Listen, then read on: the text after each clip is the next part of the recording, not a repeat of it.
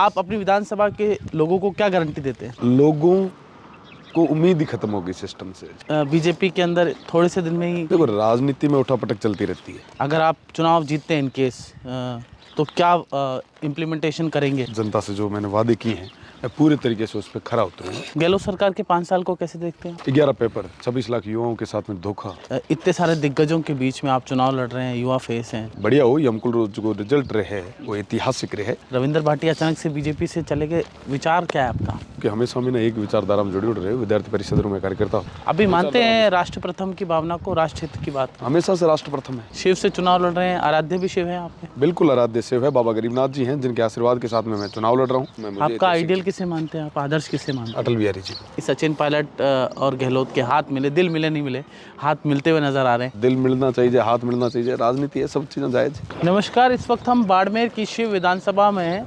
शिव विधानसभा बाड़मेर की हॉट विधानसभा बन गई है। दरअसल एक युवा जो हमेशा अक्सर युवाओं के लिए लड़ते रहते हैं, रविंदर सिंह भाटी, वो यहाँ पर चुनाव लड़ रहे हैं और वो हमारे साथ इस वक्त मौजूद है। वॉक करते हुए, मॉर्निंग वॉक कर रहे हैं और उनसे बातचीत कर रहे हैं। रविंदर, अब आपने चुनाव लड़ने की ठानी ली है, तो क्या प्लान है आपकी विधानसभा को लेकर?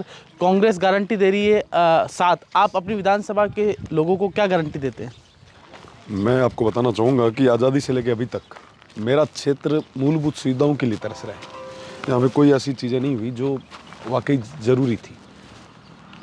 न लाइट है, न पानी है, न रोज़गार है, न चिकित्सा संबंधी सेवाएं हैं, कुछ भी नहीं है। अभी तक लोग सिर्फ वोट देते गए और नेता आए, वोट लेकर फिर चले गए। लोगों को उम्मीद ही खत्म हो गई सिस्टम से भरोसा ही उठ गया उनका। मुझे पूरा भरोसा है, आने वाली 25 तारीख का चुनाव जनता के साथ में मिलकर लड़ेंगे, मजबूती से लड़ेंगे और 3 तारीख का जो परिणाम होगा वो ऐतिहासिक होगा। ऐसा क्या हुआ अचानक से इतने दिन से बीजेपी के अंदर थोड़े से दिन में ही मुंह मोड़ लिया? राजनीति में उठापटक चलती रहती है, सब चीज़ें चलती रहती है और जनता से किए विवादों पे खरा उतरना मेरा काम था। और अगर मैं आज मुंह मोड़ के चला जाता तो वो जनता सोचती कि भैया एक और आया, हमें सपने दिखा के चला गया। मैंने उनको कहा कि आपके बीच में रह के काम करूंगा, आपके साथ में मिल के काम करूंगा, आपको साथ में लेकर काम करूंगा और उसी विश्वास के साथ में मैं चुनाव लड़ने आ गया। जनता के वादे पर आप खरे उतर रहे हैं, आप चुनाव तो लड़ रहे हैं। अगर आप चुनाव जीतते हैं इन केस तो क्या इम्प्लीमेंटेशन करेंगे? तमाम चीज़ें जो मैंने इनको बताया, इनको कहा, जनता से जो मैंने वादे किए हैं मैं पूरे तरीके से उस पर खरा उतरूँगा और जनता के विश्वास को, इस क्षेत्र को आगे कैसे लेके बढ़ सकूं, इसके लिए प्रयास। गहलोत सरकार के 5 साल को कैसे देखते हैं? गहलोत सरकार ने कई सारी चीज़ें की। मैं अगर एज ए यूथ अगर बात करूं तो 26 पेपर, 11 पेपर, 26 लाख युवाओं के साथ में धोखा, ये तमाम चीज़ें जो सामने आती है तो मन में एक पीड़ा होती है। मैं सीमावर्ती क्षेत्र से आता हूँ। मेरे यहाँ से कई सारे भाई हैं जो जयपुर जोधपुर जाते हैं, दिल्ली जाते हैं, जयपुर जोधपुर जाते हैं और वो बड़ी मुश्किल से वहाँ पे तैयारी करते हैं, किराए पे एक मकान लेके रहते हैं। 3 साल तक तैयारी करने के बाद में जब उनको पता चलता है कि भैया पेपर हमारा आउट हो गया, आर्थिक रूप से कमज़ोर वो भाई वो संभल नहीं पाता। तो कई सारी चीज़ें हैं। आप सोचो कि हम कहते हैं कि भैया 200 यूनिट हम आपको फ्री दे रहे हैं बिजली। हमारे यहाँ पे 80 गाँव ऐसे हैं जहाँ पे अभी तक लाइट तक नहीं है, वायर तक नहीं है। आप छल कर रहे हो उनके साथ, आप मजाक कर रहे हो। आपने अभी नए ज़िले बनाए, स्वागत करता हूँ आपके फैसले का, पर साथ ही साथ में जो ज़िले बने हुए हैं उनकी जो उनका स्ट्रक्चर जो बिगड़ रहा है, आपको उन पे ज़्यादा जोर देना चाहिए। मैं ये समझता हूँ क्योंकि आज भी कई सारी जगह हैं। अगर मैं शिव की बात करूँ तो आधे से ज़्यादा पोस्टें यहाँ पे खाली पड़ी। आपने इसको भरने की बात नहीं की। आप कह रहे हो साहब हम नए ज़िले बना रहे हो, अब बनाओ साहब, बनाओ, पहले ये तो सुधारो।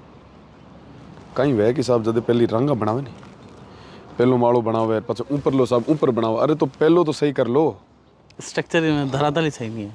तो आपकी जो आपको क्या लगता है कि इतने सारे दिग्गजों के बीच में आप चुनाव लड़ रहे हैं, युवा फेस हैं, किस तरह से मुकाबला जोरदार है और मजबूती से लड़ रहा हूँ, मजबूती से जीतता और जनता ने बेड़ा लेर जीत। हाँ, और बढ़िया हो, ये हमको जो रिजल्ट रहे वो ऐतिहासिक रहे। आप नवादो करा। आपकी आइडियोलॉजी क्या है, विचारधारा क्या है? लोग कहते हैं कि रविंदर भाटिया अचानक से बीजेपी से चले गए, विचार क्या है आपका? वो आपने बताना चाहूँ कि हमेशा मैं एक विचारधारा में जुड़े रहे, विद्यार्थी परिषद में कार्यकर्ता तो पूरे बाद में संगठन में भी जुड़े और विचारधारा हमेशा वो होती, पर स्थितियाँ परिस्थितियाँ बनी बिगड़ी, कई सारी चीज़ें हुई जिसका कारण कई सारा उठा पटक हुई और कई बार आणु जान रहे, पर अभी मानते हैं राष्ट्र प्रथम की भावना को, राष्ट्र हित की बात? हमेशा से राष्ट्र प्रथम है, राष्ट्र हित की भावना तो हमेशा हूँ है, आज भी को नहीं है। जया जन्म में ये था बॉर्डर माथे रहा हूँ, सब ज़्यादा अगर कोई राष्ट्र प्रेमी हो तो मैं लोग हूँ। और आज हूँ, आज तक अगर काले तारीख में ना जे युद्ध री कोई सिचुएशन हुआ है तो मैंने पूरा भरोसा है कि हमारे सेवरा तमाम लोग ए पहली खुली छाती कर आगे आई।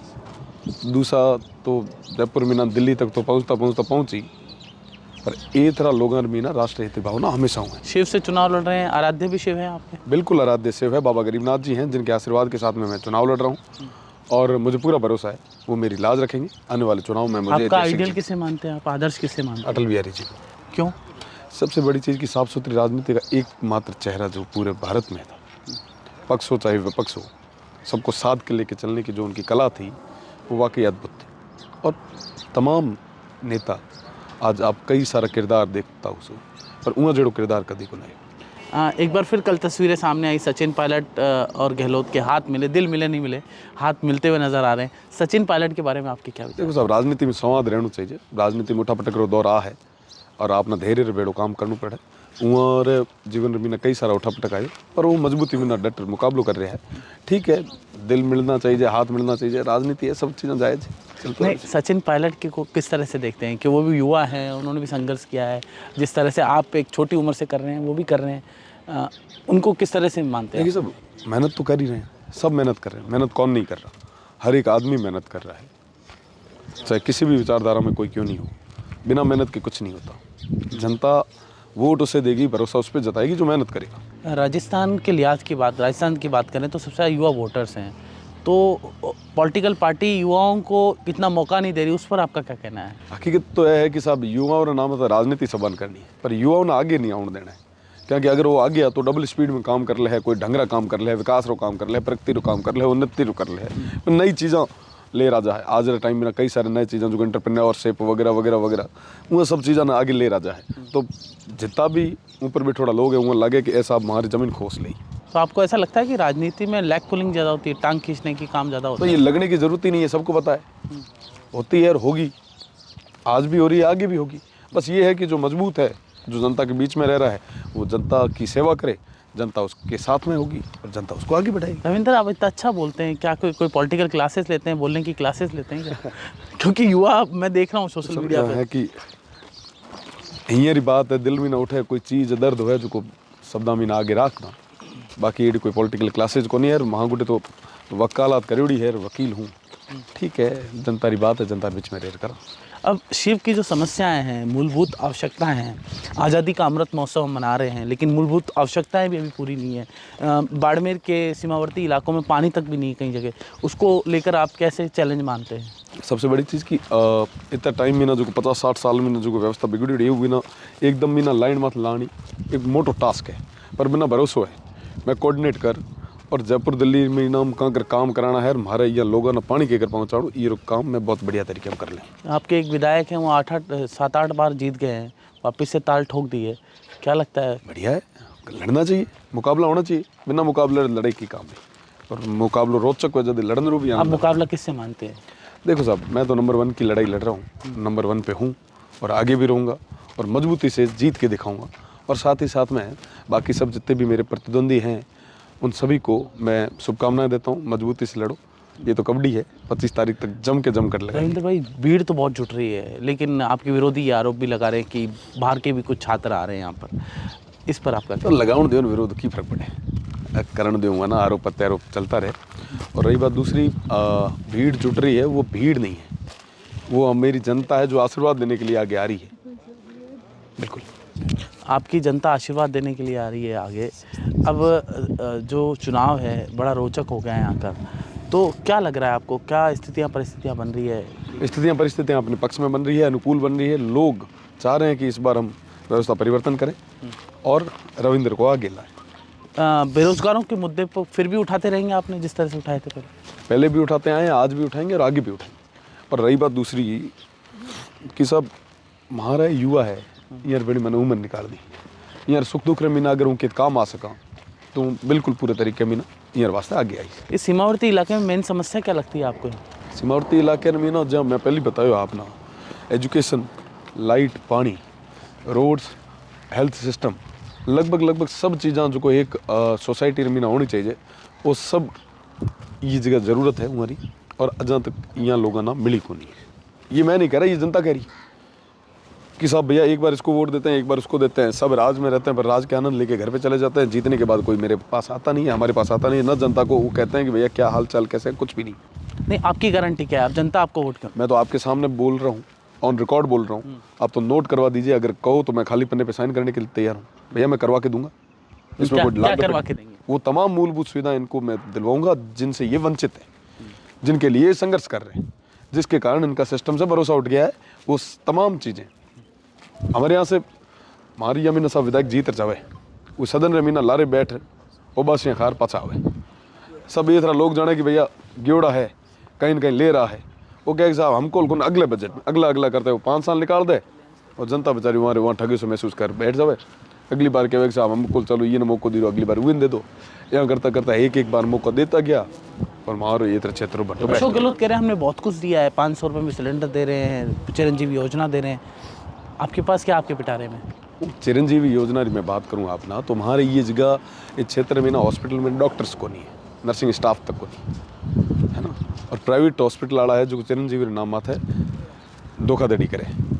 आपको तो कि साहब मैं दे रहा हूँ, ग्राउंड में तो कितने एप्लीकेबल है हमारे ये क्षेत्र में ना, तो कठे को नहीं, पूरी रूरल कॉन्स्टिट्यूंसी है। अब देखो कि एक जगह पे चिरंजीवी का फायदा ये तरह लोगों को नहीं मिल रही। अब सिलेंडर की बात करें साहब, हाल तक ये चूल्हे माथे डेरो है, गाँव तक आप योजना पहुँच ही नहीं रही। आप लोग सिर्फ कागज में योजना पहुँचावे, पैसा ठोकर सूता रहे। सब वाकई अगर हकीकत बदलाव चाहते हो तो यहाँ पे ग्राउंड तक ले आओ। सनातन के बारे में आपके क्या विचार हैं? हमेशा सनातन के साथ में थे हैं और आज भी रहेंगे। और हिंदुत्व के बारे में? सबके साथ में थे, हूँ ही मैं, इसमें कोई लाग लपेटी नहीं। तो यहाँ जो पॉलिटिकल उसमें जो सिनेरियो बैठता है उसमें आप किस तरह से फिट मानते हैं? जातिगत समीकरण में या कुछ और? देखिए साहब मैं बता दूँ आपको, हूँ शिविर मीना जायो जन्मो, हमारी जन्मभूमि है। एक तरह लोग हमारा अपना है, एक तरह लोग हमारा अपना, और ये लोगों के बीच में ना मैंने पूरी उम्र काटनी है सब।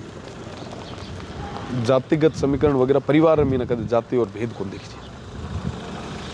ये लोग आपके अपने हैं, आप उनसे क्या अपील करेंगे हमारे दर्शकों के माध्यम से? वो बस ये हम सभा में नया निवेदन करनी चाहूँ कि आने वाली 25 तारीख रा विधानसभा चुनाव है। आप भाई रविंदर आगे आयो है, आप सभा दम रे माथा है, आप सभा ने भरोसे रे माथा, मैंने पूरा भरोसा है मारा भाई। आप सब मजबूती में ना मारो सहयोग करो, मैंने आशीर्वाद दो। आने वाली 25 तारीख को चुनाव एक चुनाव को नहीं है, हमारे ये क्षेत्र रहा और पूरे राजस्थान भर रहा 5 साल तय करें। आप सभा मारो निवेदन कि आप सब आगे आया, हमारी मदद कराया और मारो मार्गदर्शन करे। एक आदमी हाँ 26 साल की उम्र में ना लड़ रहे हो, हाँ कई सारा मोटा मोटा दिग्गज लड़ रहे हैं, पर मैंने भरोसा है कि आप सब साथ और सहयोग में मिले। और आने वाले टाइम में ना 3 तारीख रहा यहाँ पे पाछी होली और दिवाली मनाओ, एडो विश्वास और वादे बेड़ो। आप सब बहुत बहुत धन्यवाद। तो ये थे रविंदर बाटी जिन्होंने खास बातचीत की, जिनका साफ तौर पे कहना था कि होली और दीपावली फिर से मनाएंगे। नमस्कार।